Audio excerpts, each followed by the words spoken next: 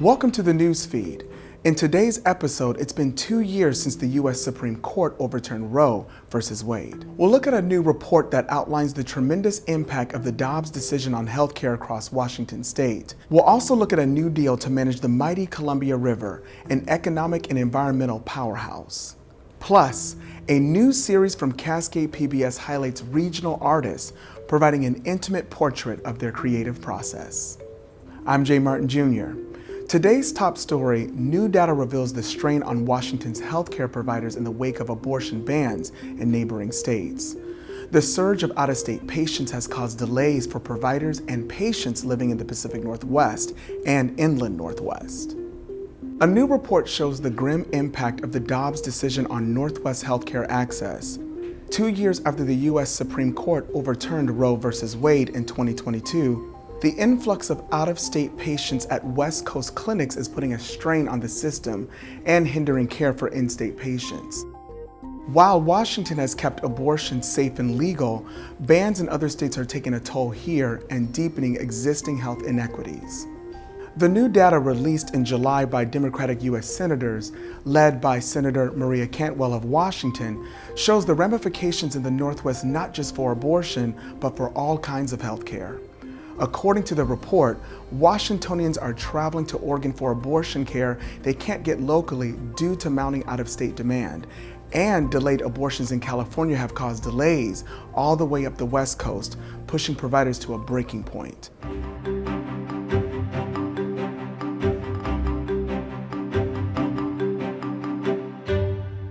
There's a new deal to manage the Columbia River, but some advocates remain skeptical. After 6 years of negotiations, the U.S. and Canada have updated the 60-year-old Columbia River Treaty.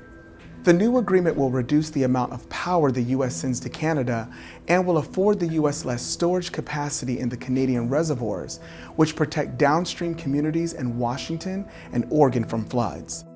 The deal also allows Canada more opportunities to import and export hydropower into the U.S. market, a crucial boost to both countries, according to President Joe Biden. The deal is still awaiting approval by the U.S. Senate and the Canadian Prime Minister, Justin Trudeau.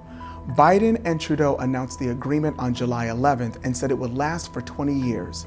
While the treaty was celebrated by politicians and energy administrators, advocates and tribal leaders expressed concerns that it didn't do enough to protect the environment, particularly endangered salmon and steelhead runs.